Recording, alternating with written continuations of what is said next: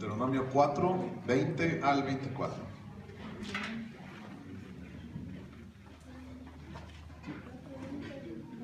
Vamos a orar.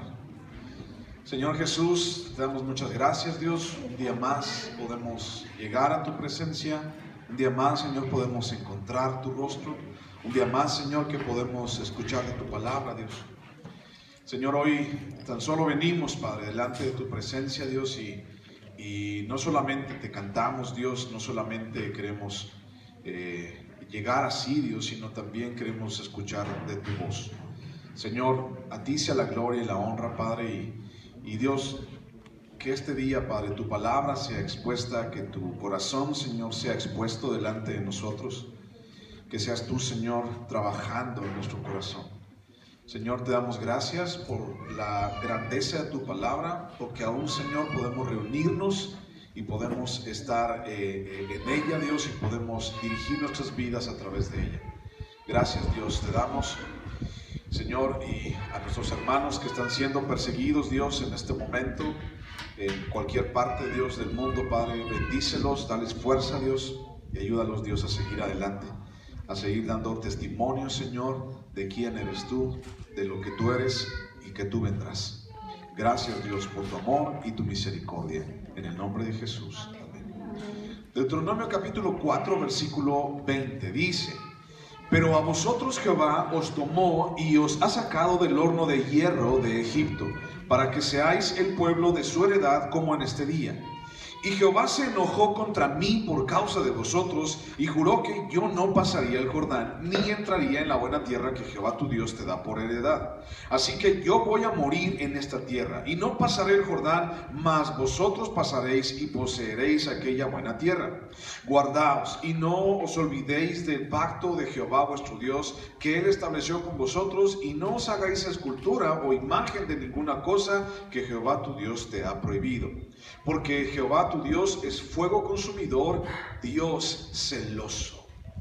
Bueno, muy bien, fíjate, estamos hablando acerca de, o este pasaje está hablando acerca de la idolatría.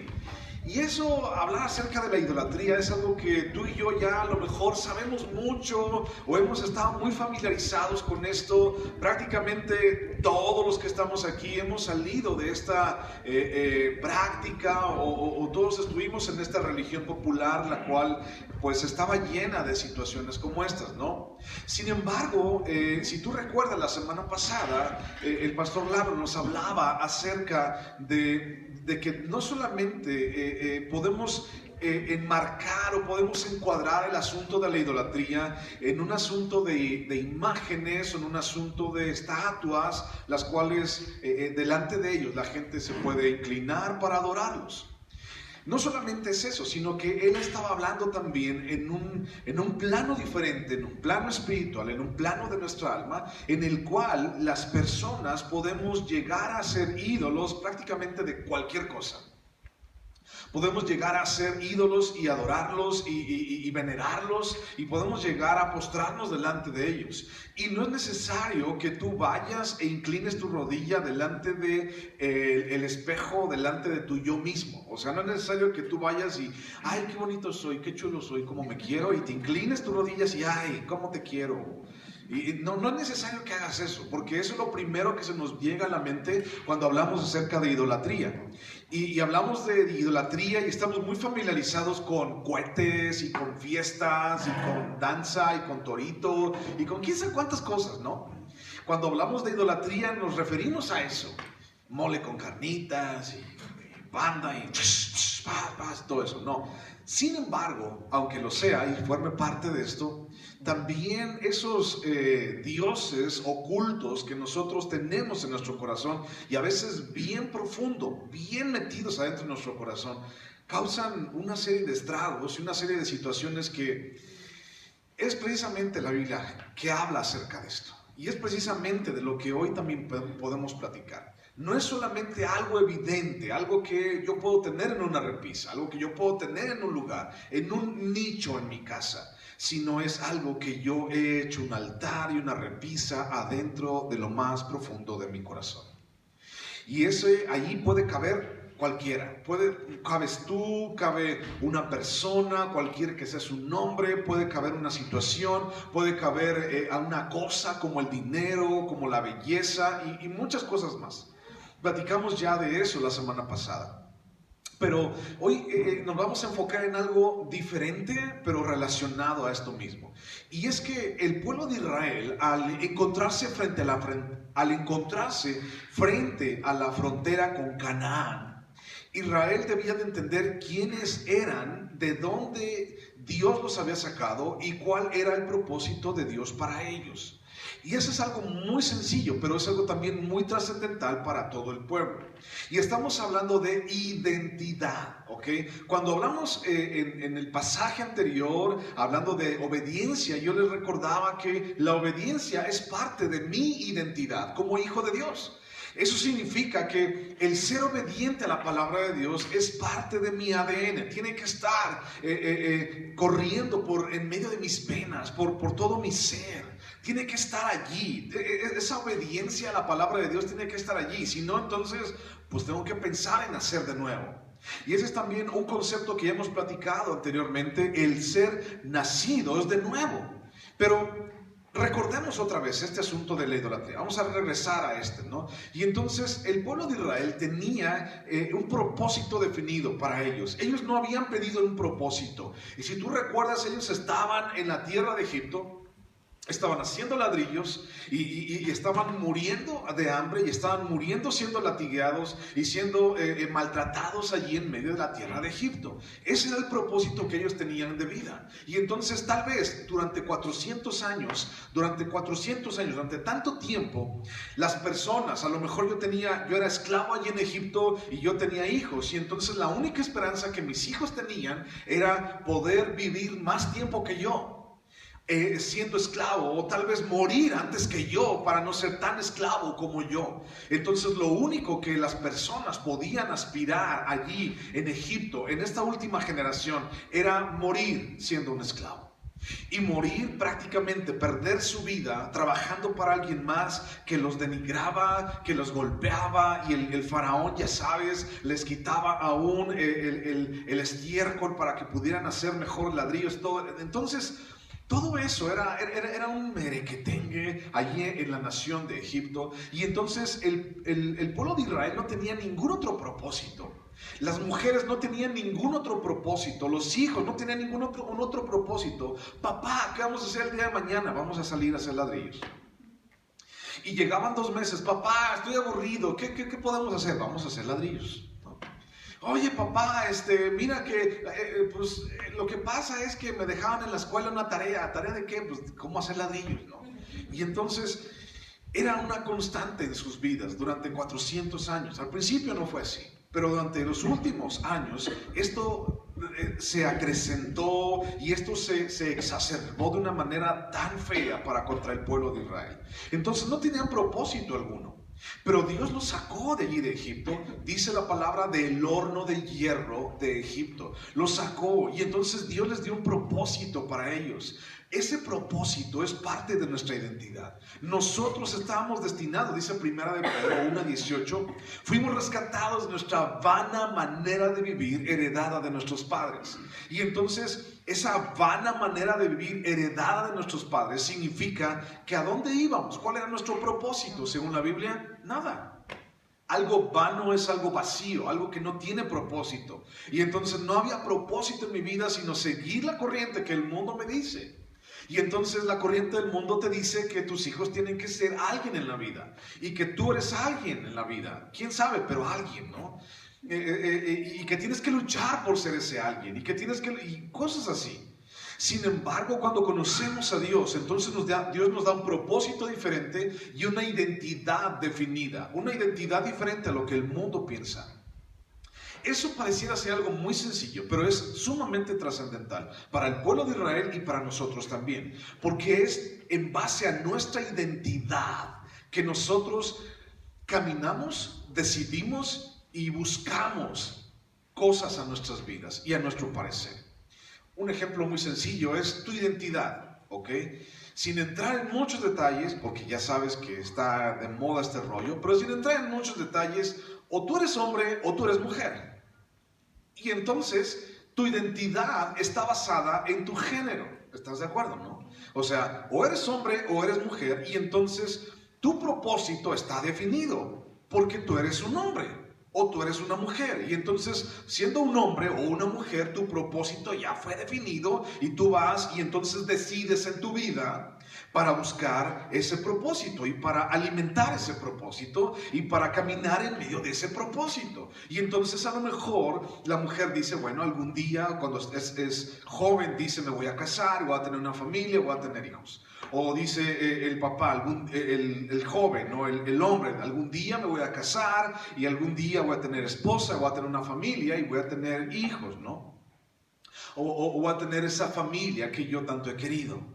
Y entonces hay un propósito. Y entonces detrás de ese propósito de ser el padre de familia o la madre de familia, estoy hablando bíblicamente, el padre de familia o la madre de familia, entonces buscamos trabajar para ese propósito. Y entonces sabemos que el hombre es el proveedor de la casa, por ejemplo, bíblicamente. Y entonces entendemos que, bueno, tengo que ir a trabajar, tengo que estudiar, tengo que saber hacer algo para poder trabajar y poder ofrecer algo cuando yo me case a mi esposa y a mis hijos. No dejarlos así nada más, ¿no? Sino que tengo que ofrecerles algo. Entonces trabajamos para ese propósito. Y entonces, por ejemplo, las señoritas dicen, bueno, es que voy a empezar a hacer un arroz, porque si ya sé hacer arroz, pues ya me puedo casar. Ya te salió el arroz, ya te puedes casar, ¿no? Y entonces aprenden a hacer arroz, y aprenden. Hay un propósito detrás de todo esto, ¿no? Y aprenden a hacer ciertas cosas. Dejando de lado machismo y feminismo, tú sabes que eso no cabe aquí. Dejando de lado machismo y feminismo, cada género, hombre y mujer, define su andar, define sus decisiones en base a su propósito. ¿Sí me estoy explicando? Y entonces, parece algo muy sencillo, parece algo de todos los días, pero es algo muy trascendental para las personas, porque entonces yo digo, bueno, voy a formar una familia, voy a hacer esto, voy a hacer aquello, voy a trabajar, me voy a dedicar a mis hijos, bla, bla, bla, bla, bla, hombre o mujer. Y entonces el pueblo de Israel necesitaba esto, necesitaba esa identidad. Ya Dios se las había dado, un propósito. Eran hijos de Dios y Dios los había sacado a ellos del horno de hierro en Egipto para llevarlos a la tierra prometida y hacer de ellos una nación grande. Dios tenía un propósito para el pueblo de Israel. Dios tiene un propósito para nosotros como iglesia. Y ese propósito lo encontramos en su palabra. Y es ese propósito el cual una y otra vez seguimos diciendo y seguimos repitiendo. Bueno, ese propósito también para nosotros como iglesia nos ayuda a no perder el hilo, a no perder la brújula, ni el rumbo de dónde tenemos que estar o qué tenemos que hacer en nuestras vidas. Si tú pierdes tu identidad, entonces pierdes tus propósitos, pierdes a dónde vas a ir, pierdes el asunto de qué voy a decidir mañana, cómo le voy a hacer aquí, cómo le voy a hacer allá. Pero si tú tienes tu identidad bien definida, hablo como hijo de Dios, como una hija de Dios, tienes tu identidad bien definida, entonces es mucho menos probable que el corazón divague. ¿Y cuál es el peligro de divagar? ¿Conoces esa palabra? ¿Qué está haciendo? Está divagando, ¿no? ¿Cuál es el peligro de divagar? Bueno, el peligro de divagar es que o no haces nada por andar divagando así. O no haces nada o nada más andas pensando puros malos pensamientos en tu divague, ¿no? Entonces, el peligro de divagar es que puedes desviarte así bien fácil, ¿no? Entonces, el corazón, ¿cómo dice la palabra que es el corazón? Es malo, perverso, engañoso. Y entonces, cuando tú y yo estamos divagando, muchas veces estamos escuchando nuestro corazón. Y entonces tu corazón te va a llevar a un lugar fuera del propósito de Dios para tu vida. Dios siempre ha buscado que tengamos una identidad bien definida, que sepa realmente quién eres, que sepa realmente en dónde estás parado.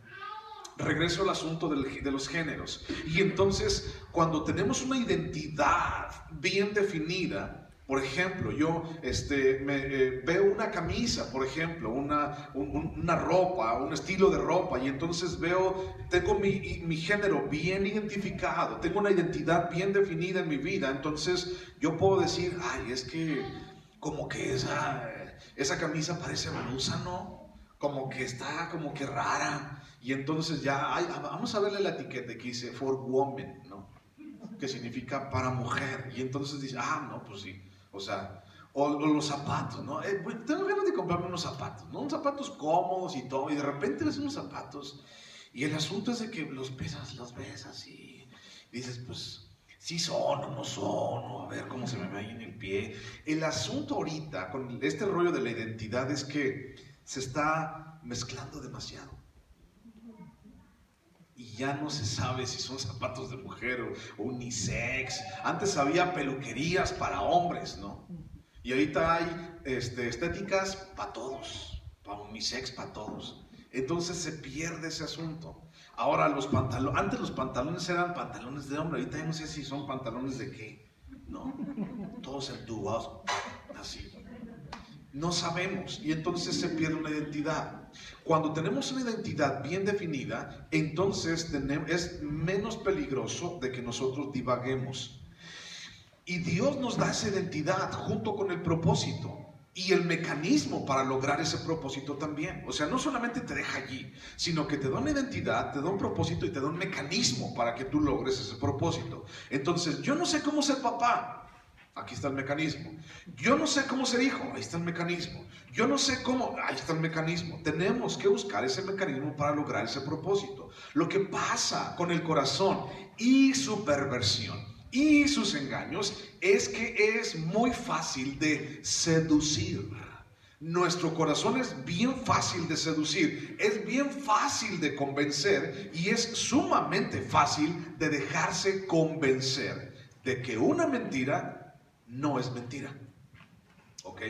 Es bien fácil de seducir el corazón y mucha gente va a creer que una mentira no es mentira, que es una realidad, tan solo por el simple hecho de que me conviene, de que sea así, de que sea mentira. Y yo creo que es una realidad. Y si yo te pudiera citar el asunto de, otra vez, el asunto del género, los géneros o el género autopercibido, como ya la ley lo dice, ¿sabes a qué me estoy refiriendo, no? Y entonces el género autopercibido, cómo tú te percibes a ti mismo, entonces es una mentira que la gente llega a creer. Pero ¿por qué la gente llega a creer y a convencerse de una mentira tan solo por el hecho de que me conviene que así sea? Ese es solamente un ejemplo, el ejemplo que está ahorita de moda y que todos podemos ver y que, híjole, quién sabe dónde va a parar. Pero bueno, en Deuteronomio capítulo 4, el versículo 9 dice, por tanto, guárdate y guarda tu alma con diligencia. No te olvides de las cosas que tus ojos han visto, ni se aparten de tu corazón todos los días de tu vida. Antes bien las enseñarás a tus hijos y a los hijos de tus hijos. La palabra clave allí es guárdate. Guarda tu alma con diligencia, guárdate. Y luego el versículo 15 que leímos la semana pasada dice, guardad pues mucho vuestras almas. Guardad pues mucho vuestras almas. En un versículo dice guardar con diligencia y en el otro dice guardad mucho vuestra alma. La palabra guardar en hebreo es la palabra shamar, que significa, te lo recuerdo, ¿alguien se acuerda? Poner un cerco, poner una cerca o poner un cerco como con espinos para que no pasen los animales. Por ejemplo, vas y compras una plantita al vivero y esa plantita la siembras en el suelo y entonces, como sabes que hay perros y sabes que hay cosas, y entonces le pones una cerca de espinas para que los perros no vayan o la saquen o los gatos o lo que sea. Y entonces le pones un cerco resguardando eso que es preciado para ti. Entonces la palabra shamar en hebreo significa poner cerco y es donde se traduce como guardar. Guardar entre espinos, guardar como una cerca entre espinos, custodiar, enviar a alguien para que lo cuide. Hay un autor no muy antiguo, pero sí ya de algunos años, se llama Francis Frangipane, y este autor escribió un libro muy bueno. Si algún día lo puedes encontrar y lo puedes leer, está muy chido. Se llama Los tres campos de la lucha espiritual. Y entonces él habla acerca del primer campo de la lucha espiritual y habla acerca de nuestra mente. ¿Ok? Y sabes algo, la mayor batalla de nuestras vidas se encuentra, no está allá afuera, no está en tu trabajo. La mayor batalla de nuestras vidas, ¿sabes dónde se encuentra? Aquí adentro. Y entonces en nuestra alma están nuestros pensamientos, nuestros sentimientos y nuestras decisiones. Entonces dice Deuteronomio en versículo 9 y versículo 15 del capítulo 4, dice: guarda tu alma, guarda tu corazón, dice, guardad con diligencia. Porque Dios sabe que nuestro corazón es perverso, fácil de seducir, engañoso y engañador, y que se puede convencer bien fácilmente de que una mentira es verdad. Y es más, ponerle el tinte de que es verdad, aunque sepamos que es mentira, tan solo porque me conviene. Este autor dice que la mayor batalla de nuestras vidas se encuentra en nuestra mente, en nuestro corazón, en nuestra alma. Y es precisamente allí donde se incuban cada uno de los dioses que el ser humano adora. Estamos hablando de idolatría, por eso estoy mencionando esto. Es allí en tu mente, en tu corazón y en tu alma de donde salen, donde se incuban esos dioses que la gente ha creado. Y entonces, shamar significa ponerle un cerco como con espinas. ¿Alguien se acuerda en qué lugar físico murió Jesús? Se llama el monte Gólgota o el monte Calvario. Calvary Chapel. El monte Calvario. ¿Sabes por qué se llama Calvario? ¿Por qué se llama Gólgota? Es un nombre que significa en arameo la calavera. ¿Cuál es tu calavera? Tú, cada uno de ustedes tiene una calavera. No, ese es mi tatuaje. No, calavera. Esta es tu calavera, tócala. Aquí está. Esta es tu calavera. Y adentro de tu calavera está algo que se llama cerebro. Bueno, vamos a tener fe en que hay algo allá adentro, ¿no? Nunca lo he visto, pero bueno, voy a tener fe. Entonces, allá adentro hay algo que se llama tu mente, tus pensamientos, tu alma. Y entonces, si Jesús murió y venció en un lugar mencionado como la calavera, es que Jesús nos da la oportunidad de poder vencer todo pensamiento y llevar cautivo todo pensamiento a sus pies, llevar cautivo todo este asunto de las mentiras y todo lo que mi corazón guarda y toda mi perversidad en mi corazón, de mi mente y de mis pensamientos, y llevarlos cautivos delante de Él. Y entonces, ¿qué fue lo que le pusieron en la cabeza a Jesús? Una corona de espinas. Y entonces prácticamente nosotros cada día tenemos que ponernos una corona de espinas en nuestra cabeza, cercando nuestra cabeza, nuestros pensamientos y nuestro corazón, para no decidir mal en nuestras vidas. Pero bueno, allí adentro, en nuestro corazón, en nuestra mente, es donde se incuba cada uno de los dioses que el ser humano adora. Y es que cada ídolo es creado para satisfacer las áreas más corruptas del ser humano, aún las más ocultas. Cada una de esas deidades falsas o cada uno de esos ídolos que el mundo ha creado es para satisfacer lo más oculto de la perversidad del corazón del ser humano. ¿Te acuerdas, por ejemplo, de Moloch? ¿Alguien se acuerda de este dios falso en la Biblia? Hablamos alguna vez de él. Moloch. Este dios Moloch, este dios falso, tenía, si tú recuerdas, tenía una cabeza de toro, y entonces estaba así grande, un torso de toro, y entonces tenía un cuerpo de hombre y tenía los brazos así, tenía un hueco adentro de él, y entonces adentro prendían fuego, y de vez en vez las personas sacrificaban y llevaban a sus hijos recién nacidos delante de Moloch, y entonces ofrecían a sus hijos delante de Moloch, y entonces los sacrificaban. Y para que no se escucharan los ruidos o no se escucharan el llorar de los niños, sonaban los tambores a más no poder, pa, pa, pa, pa, pa, y nadie escuchaba el llanto de los niños. Entonces, ese dios Moloch, tal vez tú puedes decir, hoy no está, pero ¿sabes algo? Sigue estando, está presente, más presente de lo que te imaginas. Y ese dios Moloch, el día de hoy, solamente se le cambió el nombre y se llama aborto. Y entonces la gente va y lo sacrifica a su hijo por mi ego, porque no puedo, porque me va a desfigurar mi panza, porque me va a sesgar mis planes, porque por muchas cosas que ya sabes. Y entonces sigue vigente. Entonces cada una de esas deidades, al final de cuentas, es un ídolo creado por el corazón del ser humano mismo, hasta lo más oculto, para que al final el hombre se convierta en el ídolo que adora, o el ídolo tenga las características y las atribuciones de su creador. El hombre es el creador de ese ídolo. Y entonces ese ídolo tenga sus características y sus atribuciones. Y entonces ese creador, ese hombre, quiere realmente adorar a ese Dios o esa imagen o esa deidad en base a lo que su corazón perverso está pidiéndole que adore. ¿Sabes tú que existe el Dios de la sexualidad y entonces es la deidad en el mundo más adorada y se le prende más incienso en todo el mundo? Y no tiene forma alguna. No podemos decir, mira, este es el Dios del sexo. No tiene forma alguna, pero sí está dentro del corazón de muchos. Y está allí latiendo, y está allí diciendo, inclínate a mí. Inclínate a mí, rinde tu ofrenda, rinde tu cuerpo delante de mí. Está allí y lo más difícil es que no me lo puedo sacar. Y está allí y la gente lo adora y la gente va con él y la gente se postra delante de él, fornicando, adulterando, pervirtiéndose y cayendo en inmoralidad.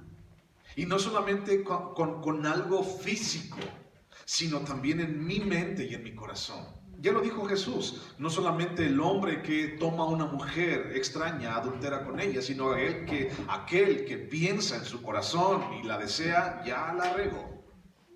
Entonces, tiene que ver con mi corazón, lo dice Jesús, tiene que ver con lo que hay dentro de mí. Y entonces, ¿recuerdas lo que Jesús decía a los fariseos? Ustedes de labios me honran, pero su corazón, quién sabe dónde lo dejaron, ¿no? Lo dejaron ahí en la puerta, allá abajo del pirul.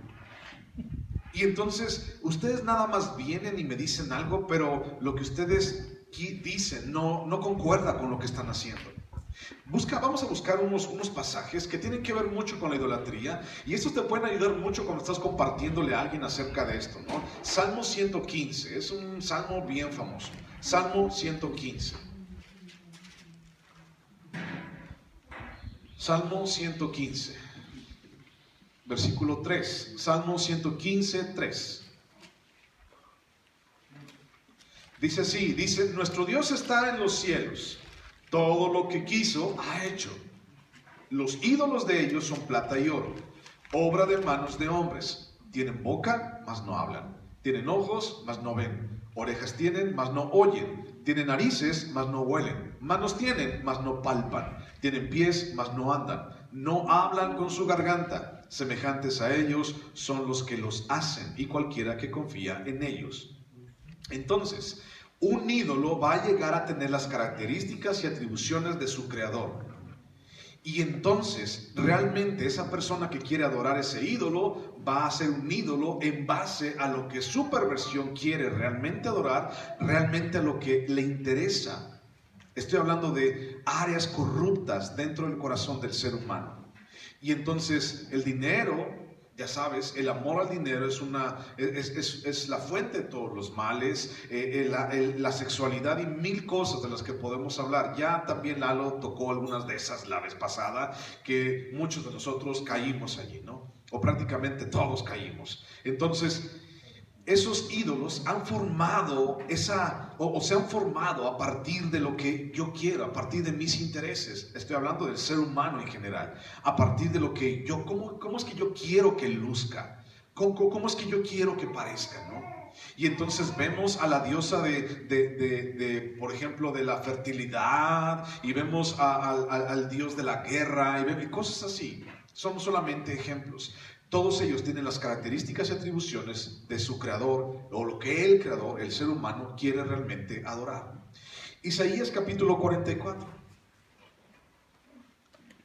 Isaías capítulo 44. Otro pasaje que habla acerca de ídolos o idolatría. Si tú recuerdas, ¿qué significa la palabra ídolo en hebreo en el Antiguo Testamento? ¿Alguien se acuerda? La palabra ídolo significa inútil. La palabra ídolo significa inútil. Isaías capítulo 44, versículo 9. Dice, los formadores de imágenes de talla, todos ellos son vanidad, y lo más precioso de ellos para nada es útil. O sea, algo que no es útil, ¿qué es? Inútil. Y ellos mismos son testigos para su confusión de que los ídolos, dice, no ven ni entienden. ¿Quién formó un Dios o quién fundió una imagen que para nada es de provecho?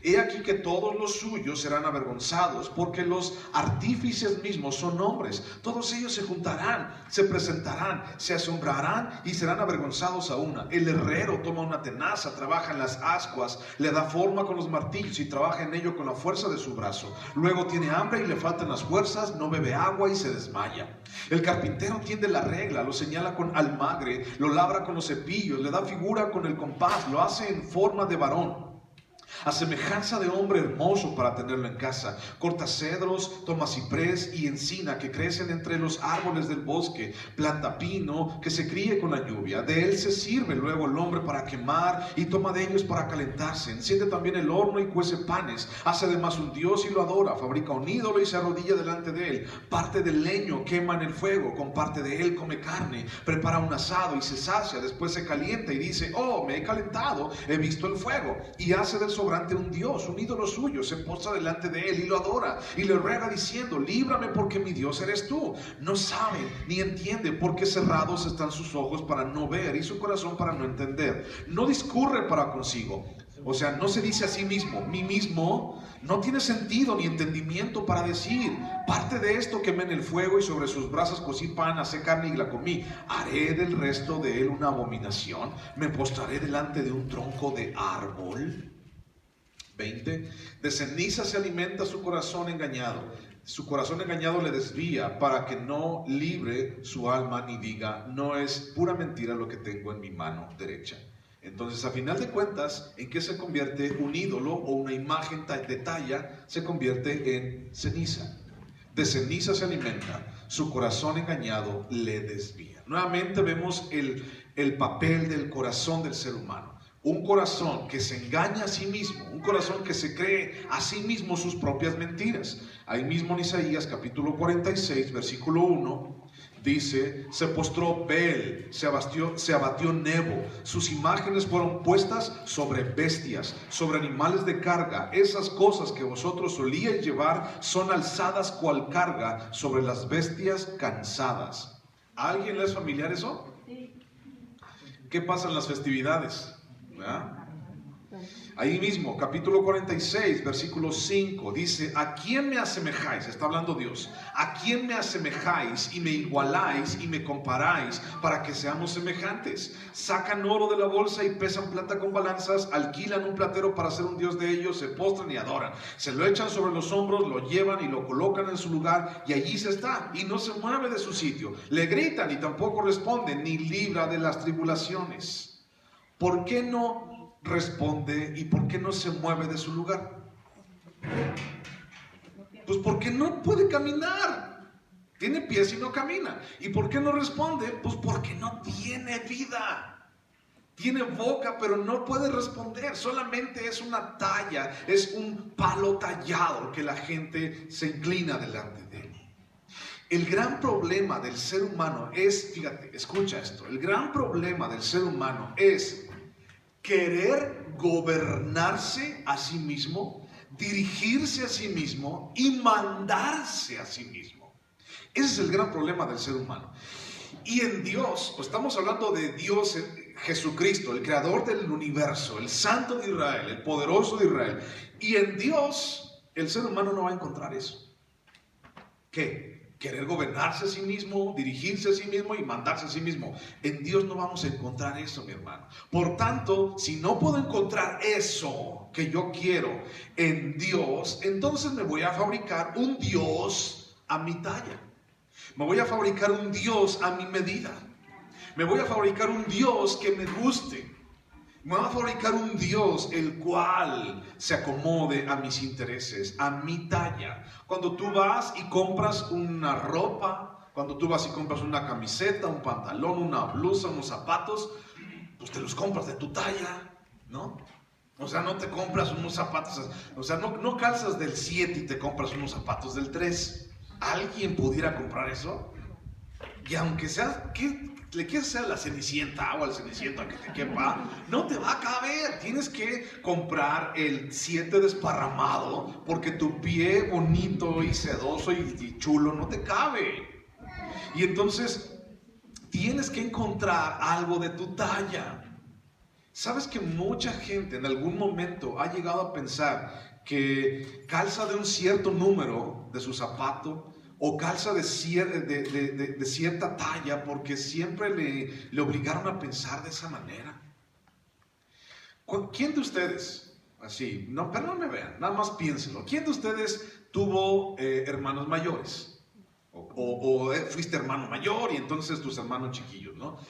¿Y quién de ustedes heredó la ropa y los zapatos y todo y el uniforme para no gastar? Ya está re caro ahorita.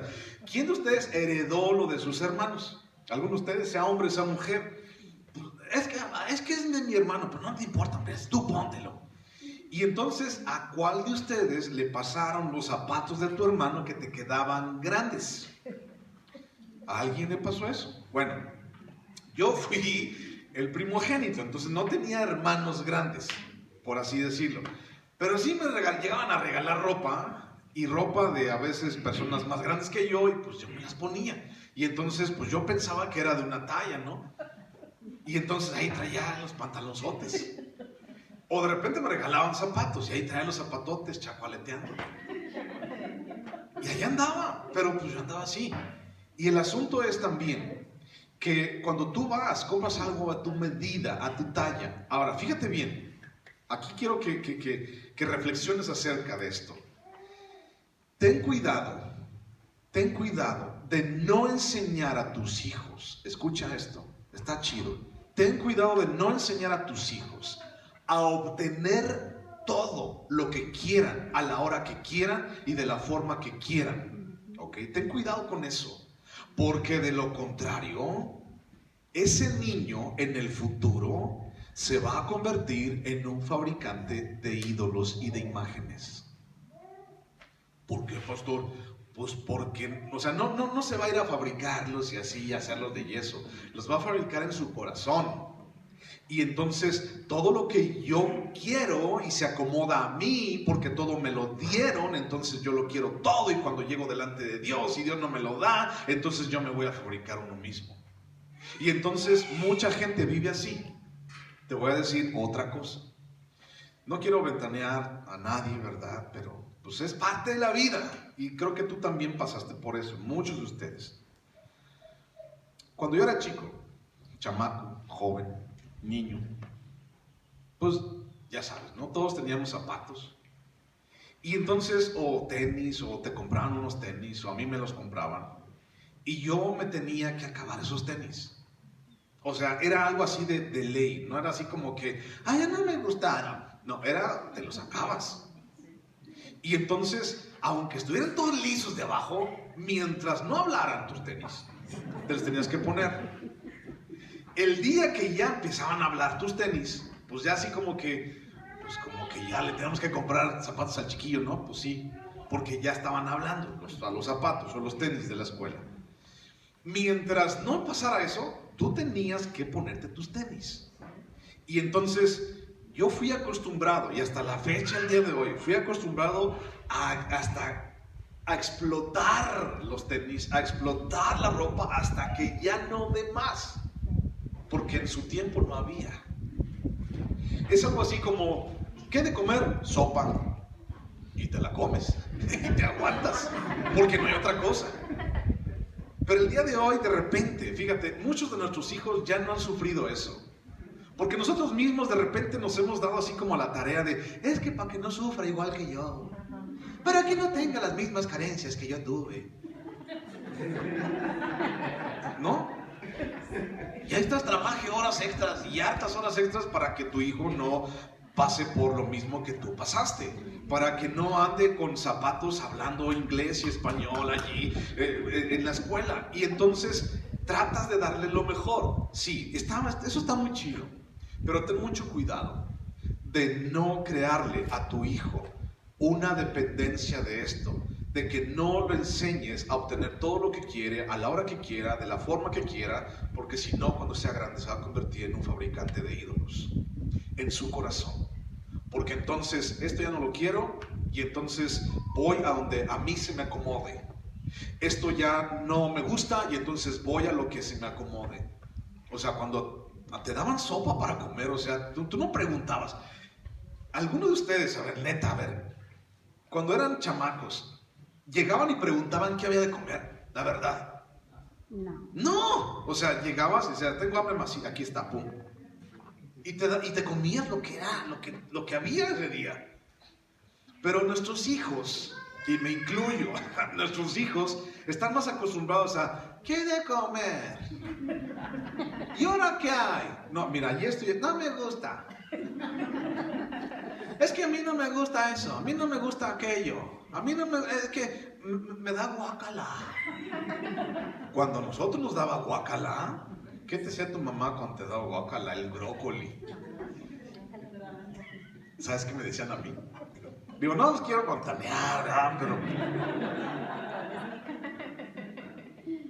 ¿Se los digo?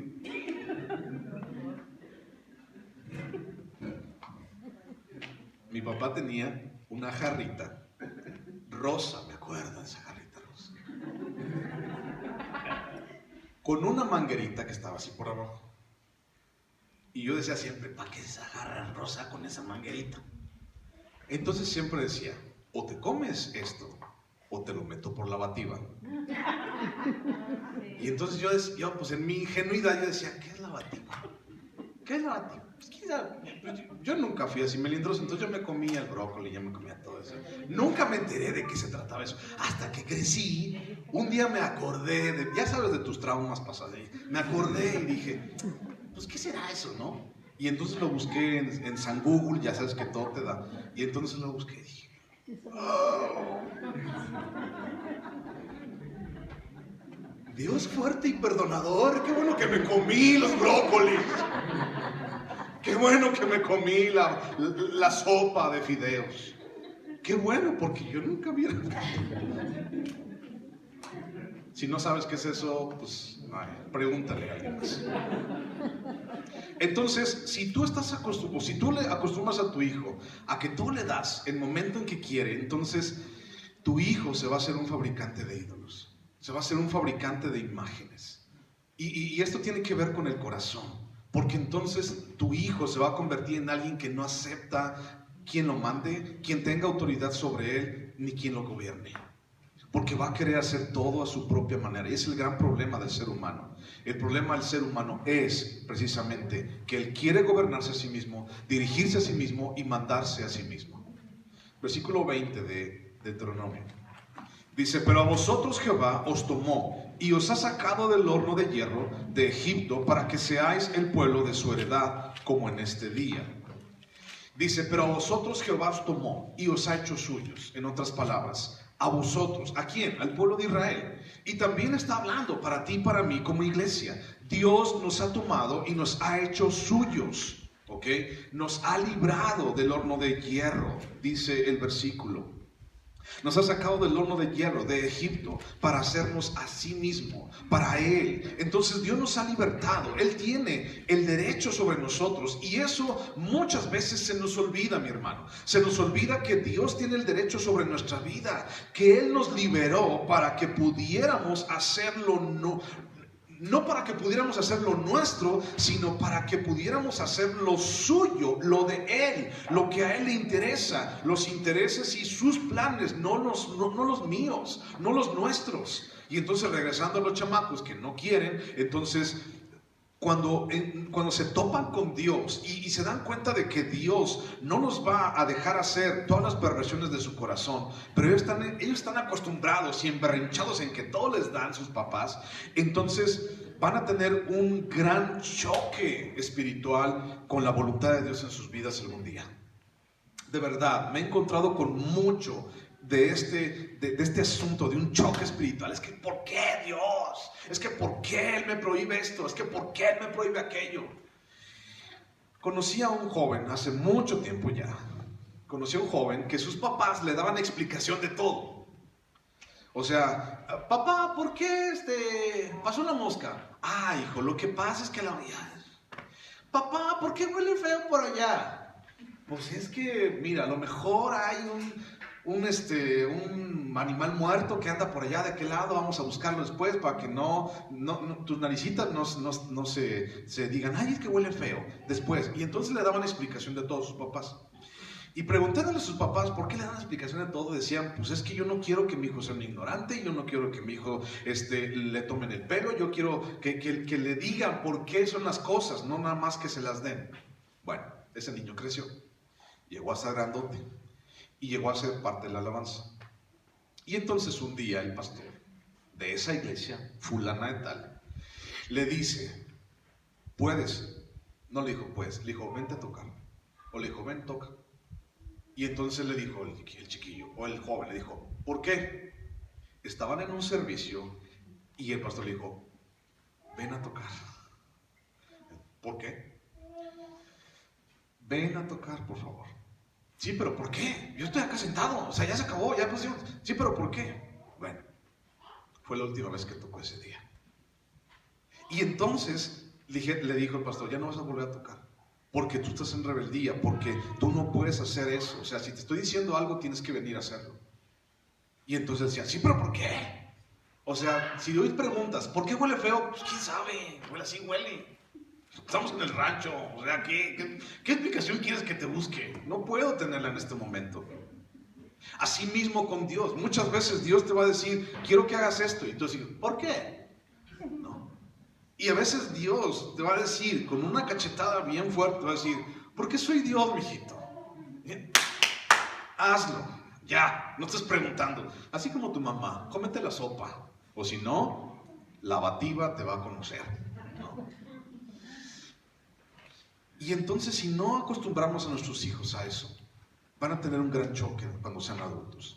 Somos de Dios, Él nos tomó y nos ha hecho suyos. 1 Corintios 6:19 dice. 1 Corintios 6:19.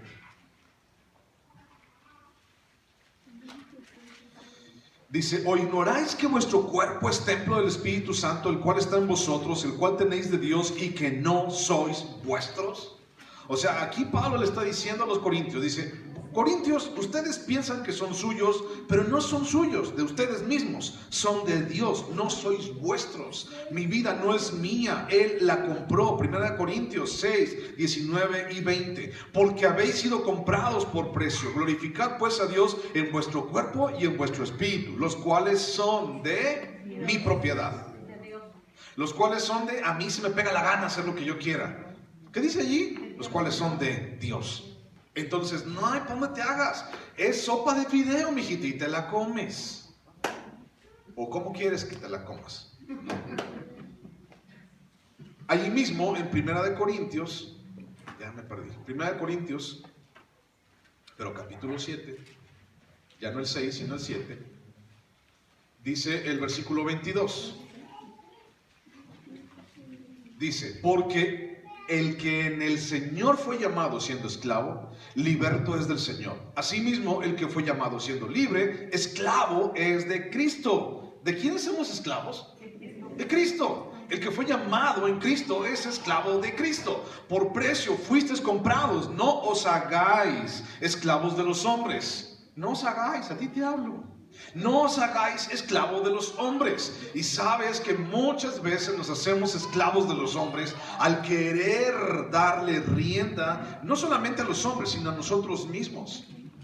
1 de Pedro 1:18 y 19 dice, sabiendo que fuisteis comprados, no con precio, con oro o plata, sino con la preciosa sangre de Jesucristo, destinado desde antes de la fundación del mundo para morir por ti y por mí.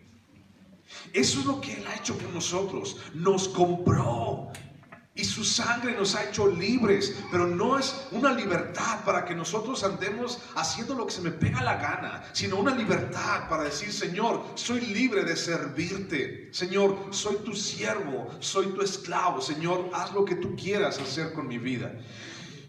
Primera de Pedro capítulo 2.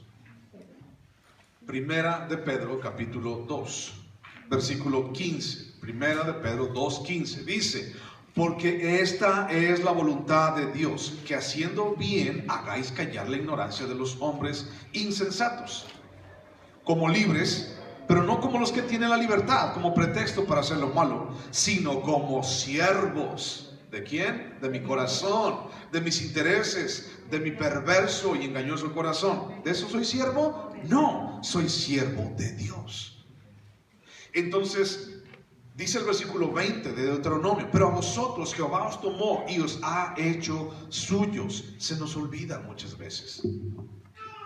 Fue la misma libertad, esa libertad que sintió el pueblo y que le hizo caer en insatisfacciones, en incredulidades, en reclamos en contra de Dios, en rebeldía y en menosprecio de la autoridad de Dios y de las personas que estaban en eminencia delante de ellos, como Moisés o como Aarón. Es esa misma libertad que la gente creyó que tenía para hacer lo que se le pegara la gana.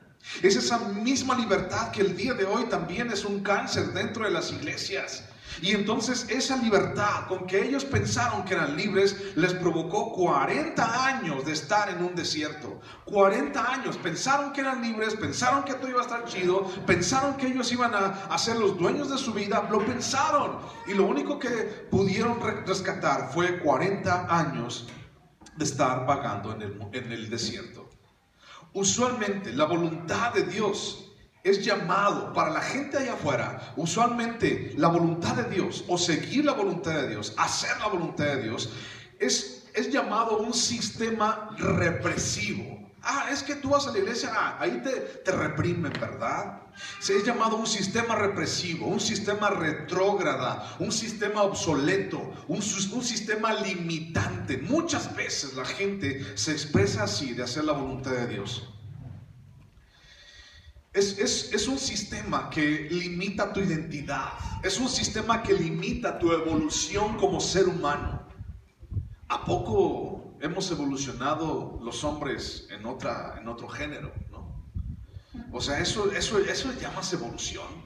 A eso llama realmente, bueno, es que eso es lo que la gente busca. Y la gente hacer la voluntad de Dios le llama retrógrada, obsoleto, ilimitante, represivo. Entonces, esto que estamos haciendo aquí es represivo para ellos. Es limitante de su libertad y de su identidad y de su evolución.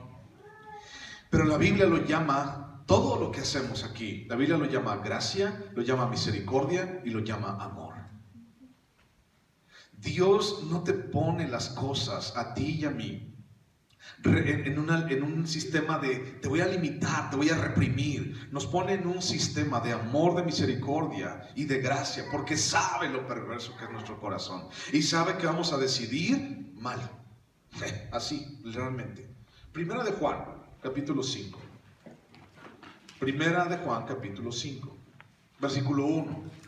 Primera de Juan 5:1 dice: todo aquel que cree que Jesús es el Cristo es nacido de Dios, y todo aquel que ama al que engendró, ama también al que ha sido engendrado por él. Primera de Juan 5:2.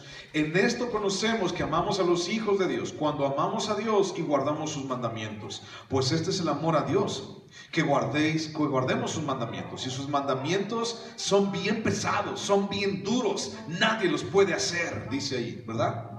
¿Sí dice en tu Biblia así? No, dice los mandamientos de Dios que no son gravosos. ¿Qué significa eso de que no son gravosos? No son pesados. No te cuesta nada hacerlo. Porque todo lo que es nacido de Dios vence al mundo. Y esta es la victoria que ha vencido al mundo, nuestra fe. ¿Quién es el que vence al mundo? Sino el que cree que Jesús es el Hijo de Dios.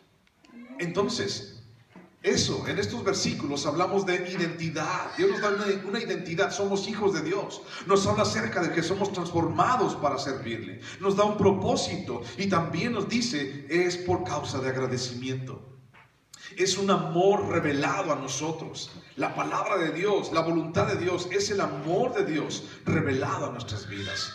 Pero nosotros, o la gente, seguimos llamándolo retrógrada y seguimos llamándolo obsoleto y represivo. Versículo 21 y 22. Y Jehová se enojó contra mí por causa de vosotros, dice Moisés, y juró que yo no pasaría el Jordán, ni entraría en la buena tierra que Jehová tu Dios te da por heredad. Así que yo voy a morir en esta tierra, y no pasaré el Jordán, mas vosotros pasaréis y poseeréis aquella buena tierra.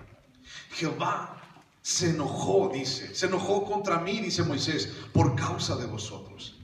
Moisés fue disciplinado por Dios, por causa del pueblo de Israel. No le permitió entrar en la tierra prometida. Eso ya lo sabemos, esa historia ya la sabemos, ya la hemos platicado antes. ¿Pero por qué? Bueno, hay diferentes teorías. Uno, es porque Moisés ya era viejo. ¿Cuántos años tenía Moisés? A esta fecha, 120 años. Moisés ya era grande de edad. Y para lo que el pueblo necesitaba hacer en la tierra de Canaán era guerra, era batallas, era ir, reclamar, era eso, era algo que necesitaba mucha energía. Y Moisés ya no tenía fuerza para seguir adelante.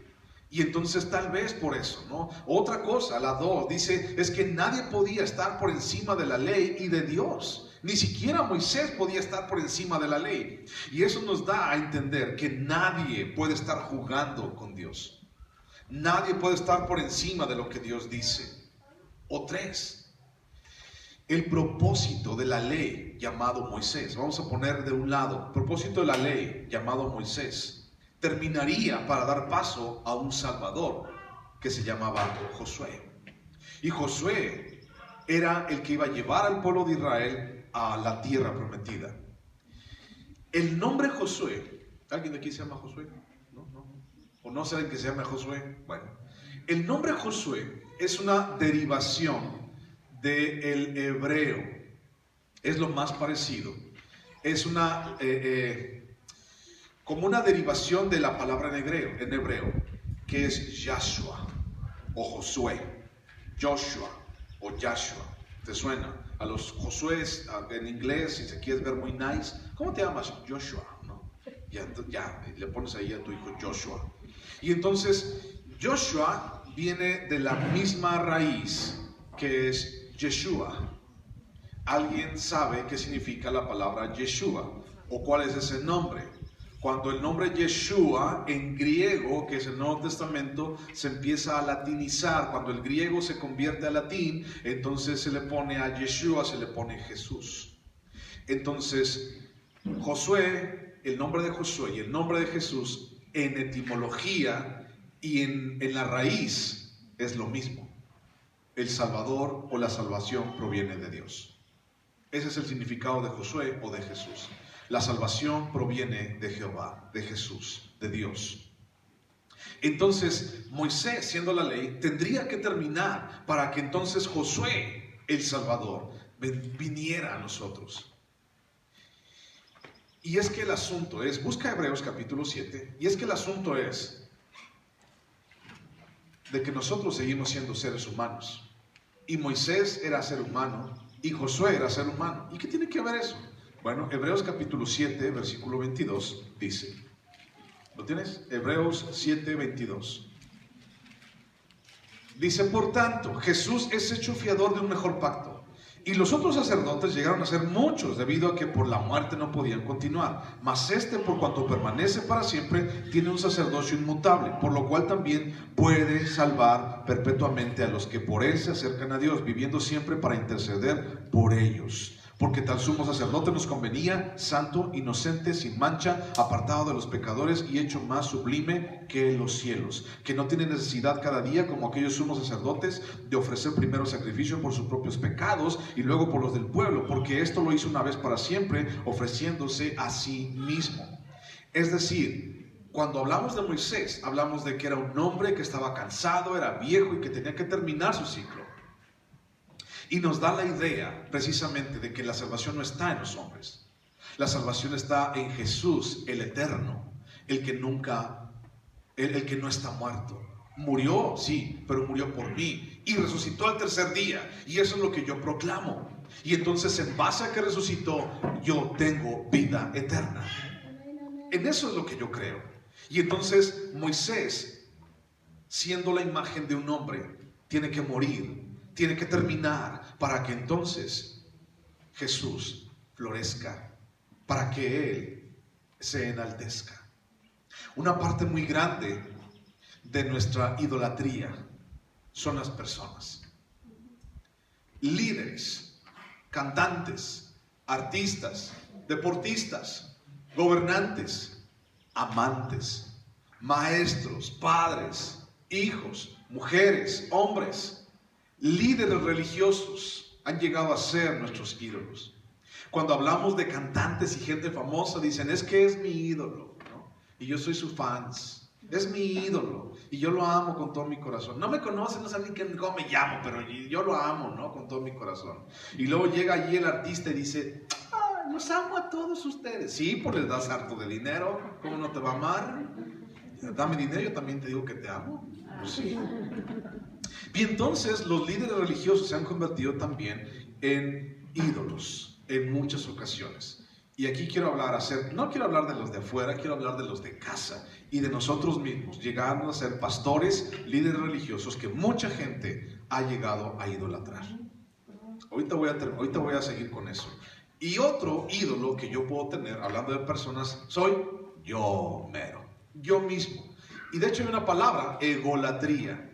Y entonces dentro de todo eso de personas, vemos personas ególatras, personas narcisistas y personas con un gran amor y aprecio propio. Y el asunto aquí es que ese amor y ese aprecio propio y ese narcisismo lo contagian a los demás.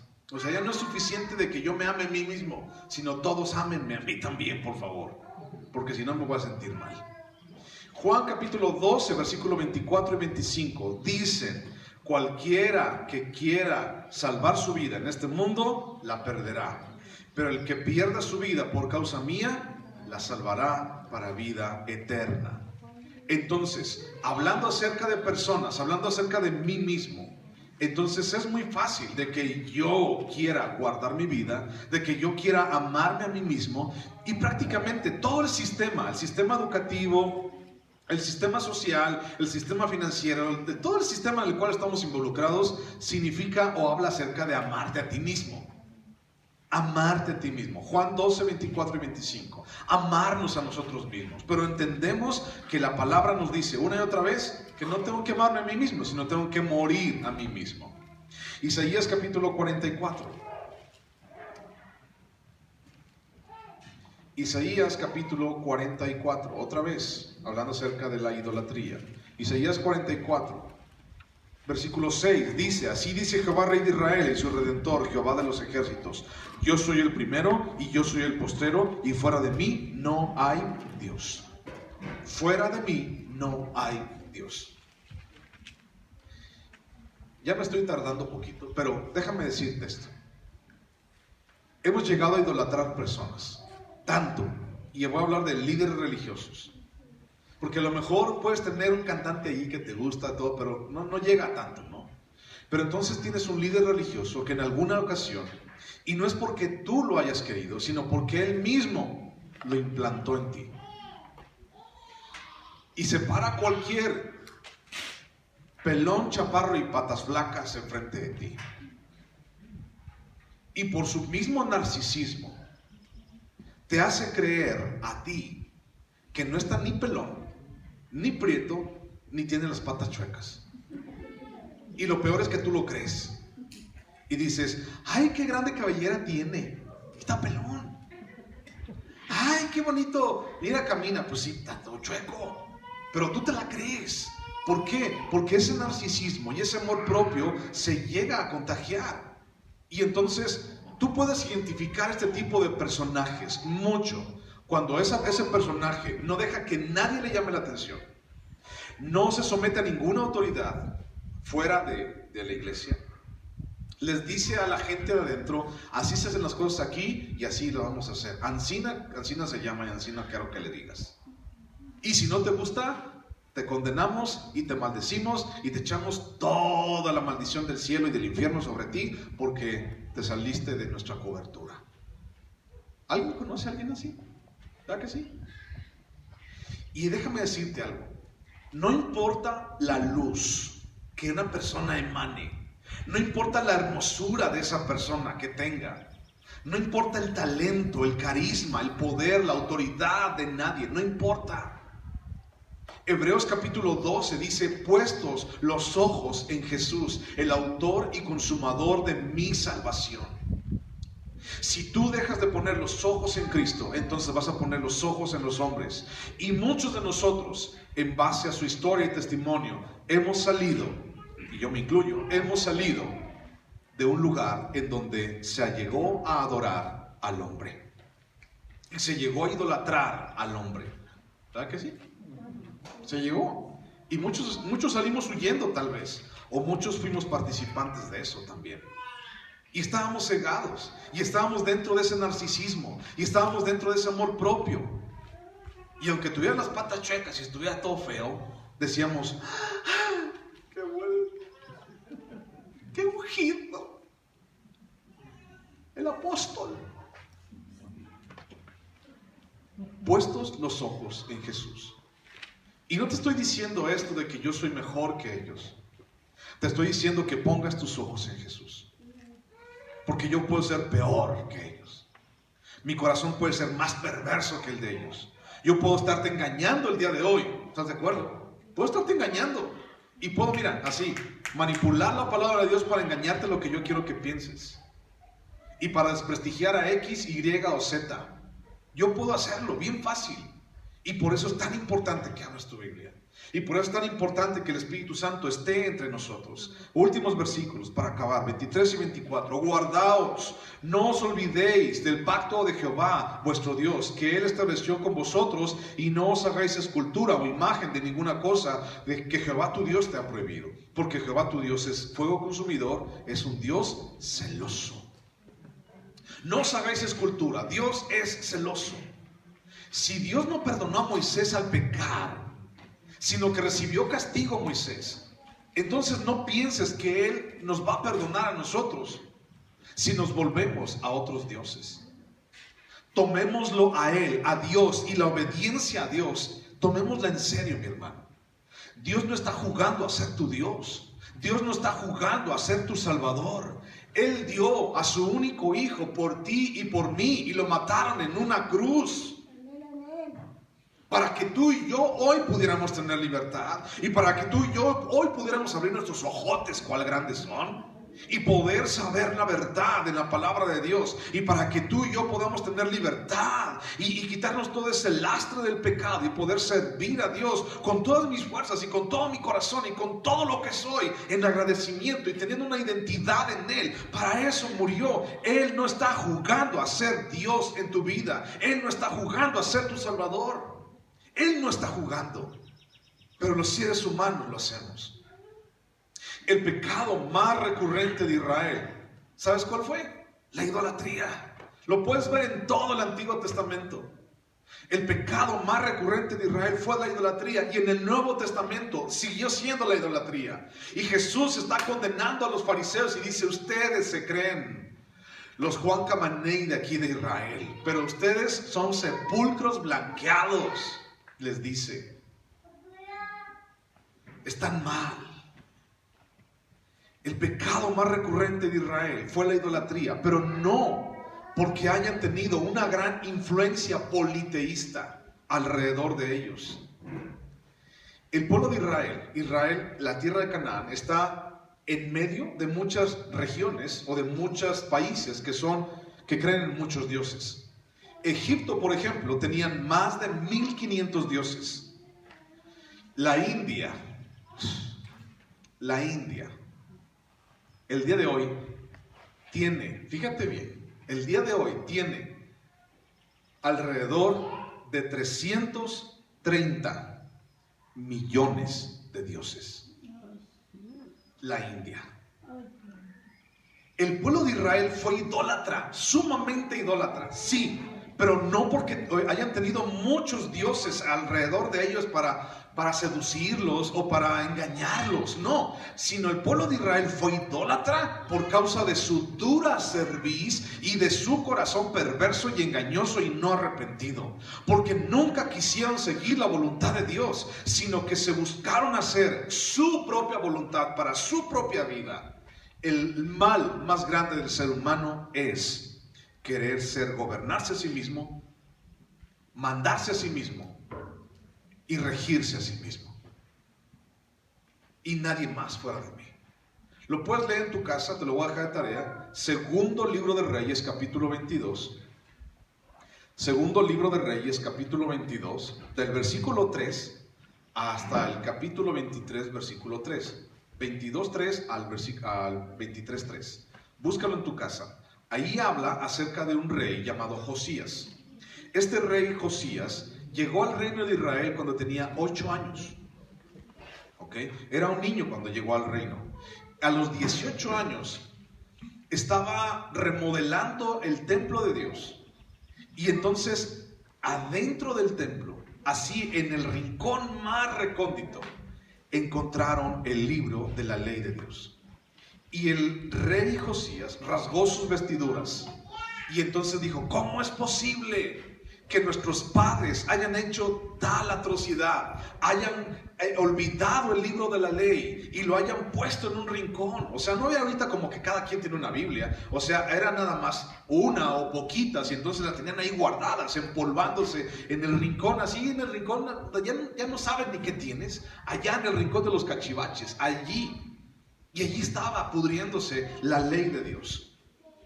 Y entonces Josías consulta a Dios y le dice: ¿qué pasó con esto, Señor? Y Dios le contesta: es que han dejado mi ley. Vuestros padres han dejado mis estatutos y se han volcado por sus propios corazones. Han dejado de adorarme y han ido en pos de sí mismos, de sus corazones y de otros dioses, de sus propios amantes y de sus propios ídolos creados por ellos mismos. Y entonces, por haber dejado la palabra a un lado, por haberla escondido, pasó esto. No os hagáis escultura, Dios es celoso. No tenemos ya ninguna imagen en la repisa, en el buró. Tal vez hace más de 30 años que prendiste la última veladora, a lo mejor. Pero el día de hoy quiero preguntarte, y quiero que tú contestes a ti mismo: ¿cuántas veladoras tienes allá adentro? ¿Cuántas tienes? ¿Sabes? Yo sí tengo, y no la puedo apagar. Es difícil apagarla, y creo que también para ti es difícil. Pero no estás solo, y no estamos solos. Y quiero que escuches esto, no lo busques. Te quiero leer algo de Romanos, capítulo 8, versículo 31. O búscalo si quieres, pues. Romanos 8, 31. Y dice: ¿qué pues diremos a esto? Si Dios es por nosotros, ¿quién contra nosotros? El que no escatimó ni a su propio Hijo, sino que lo entregó por todos nosotros, ¿cómo no nos dará también con Él todas las cosas? ¿Quién acusará a los escogidos de Dios? Dios es el que justifica. ¿Quién es el que condenará? Cristo es el que murió, más aún el que también resucitó, el que además está a la diestra de Dios, el que también intercede por nosotros. ¿Quién nos separará del amor de Cristo? Tribulación, angustia, persecución, hambre, desnudez, peligro, espada.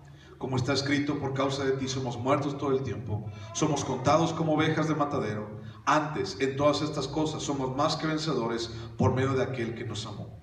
Por lo cual estoy seguro de que ni la muerte ni la vida, ni ángeles ni principados, ni potestades, ni lo presente ni lo porvenir, ni lo alto ni lo profundo, ni ninguna otra cosa creada nos podrá separar del amor de Dios que es en Cristo Jesús, Señor nuestro. Y esa es una promesa para ti y para mí. Quiero invitarte a que te pongas en pie. Vamos a celebrar la Santa Cena.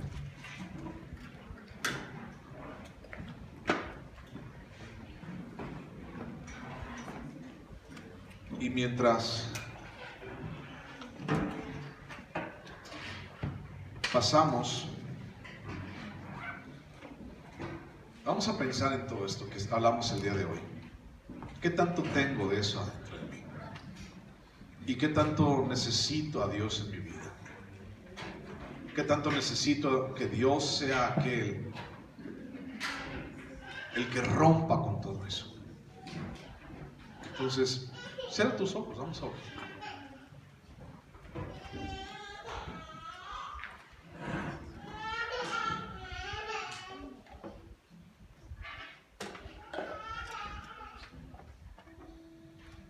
Señor Dios, hoy, Señor, delante de ti, Padre, delante de tu presencia, Dios, tan solo venimos, Señor, cada uno de nosotros indignos, con un chorro de cosas, Dios, en nuestro corazón allá adentro, Padre.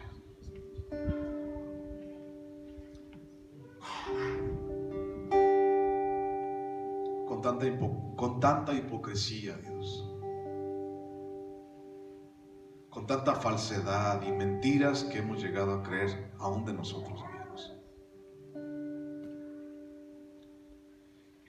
Y por eso no queremos olvidarnos de ti. Por eso hoy queremos recordarte otra vez, todos juntos como iglesia, recordar lo que hiciste por nosotros. Nos rescataste y nos diste vida. Gracias, Dios. Ven, pásale por el pan y por el vino.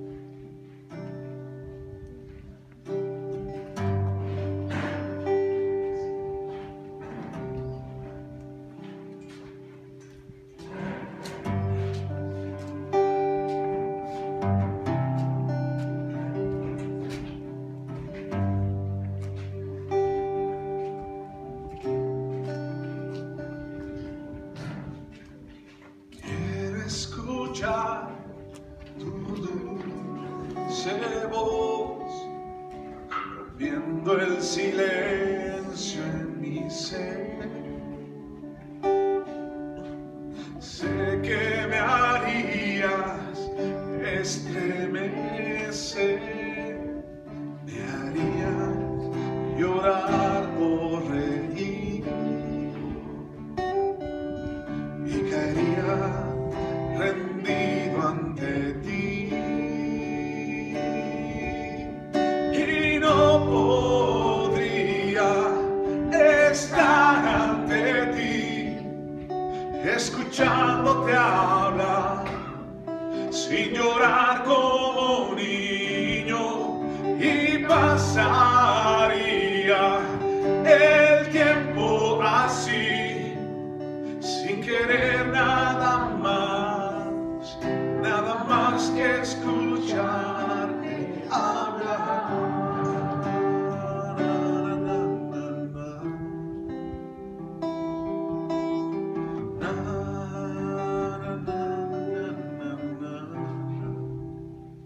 Señor, ¿quiénes somos para estar delante de ti? ¿Quiénes somos, Señor, para siquiera pensar que somos dignos de algo, Dios?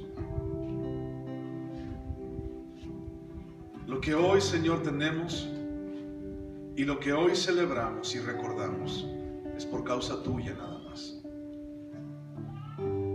Nosotros no merecemos nada, Señor, sino la muerte. Nosotros no tenemos nada, Señor, sino una gran necesidad de ti. Y hoy, Señor, delante de tu presencia, cantando, Señor, alabando y orando, decimos: te necesito, Señor.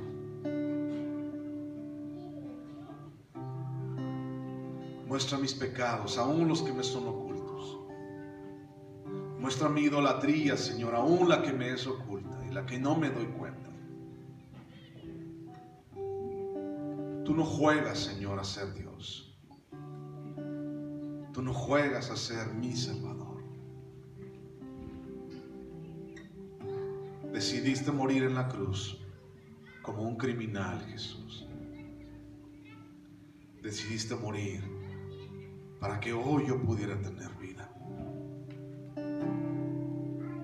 Decidiste llevar la maldición del pecado para que hoy yo no pudiera tener condenación. Y hoy quiero ser agradecido contigo, porque tuve hambre, Señor, y me diste de comer. Necesité justicia, Dios, y tú fuiste el buen juez. Necesitamos misericordia y tú estás lleno de ella. A ti venimos, Dios, y Jesús, recordamos la victoria en la cruz. Porque yo recibí del Señor lo que también os he enseñado, que el Señor Jesús, la noche que fue entregado, tomó pan, y habiendo dado gracias, lo partió y dijo: tomad, comed, esto es mi cuerpo, que por vosotros es partido. Haced esto en memoria de mí. Señor, tu cuerpo colgado en la cruz nos recuerda que ese era mi lugar, y que hoy, Señor, vivo por causa tuya. Gracias, gracias, Jesús. Puedes tomar el pan.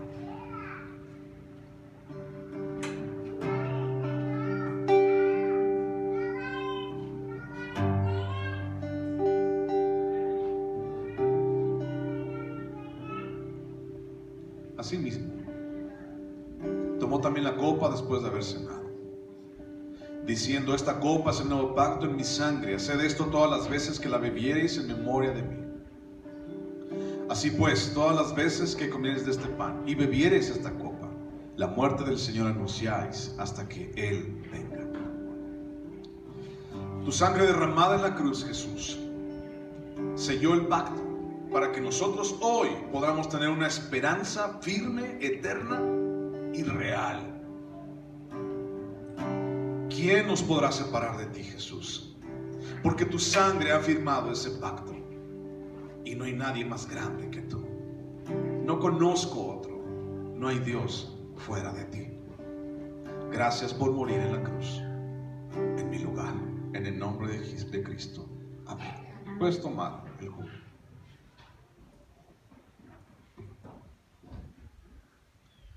Quiero escuchar tu dulce voz, rompiendo el silencio en mi ser. Sé que me haría estremecer, me haría llorar por ti, y caería rendido ante ti, y no podría estar ante ti escuchándote hablar, sin llorar como un niño, y pasaría el tiempo así, sin querer nada más, sin querer nada más, y no podría estar ante ti escuchándote hablar, sin llorar como un niño, y pasaría el tiempo así, sin querer nada más que escucharte hablar. Gracias, Señor, por tu preciosa iglesia. Gracias, Señor, por la vida de cada uno de mis hermanos y hermanas hoy aquí, Dios. Bendice su vida, Señor, protege su corazón. Haz un cerco, Dios, en su alma cada día, Padre, para no pecar contra ti. Guarda a sus hijos, Señor. Guarda a nuestras familias. Confiamos en ti con todo nuestro corazón. Y el día, Señor, que venga algo que no esperamos, danos la suficiente fuerza para poder enfrentarlo. Confiamos con todo nuestro corazón y fuerzas en que tú así lo harás. Bendecimos tu nombre. Gracias por estar aquí. En el nombre de Jesús. Amén, Dios. Que Dios te bendiga y Dios te guarde, Dios te sustente. Un abrazo para todos. Gracias por estar aquí.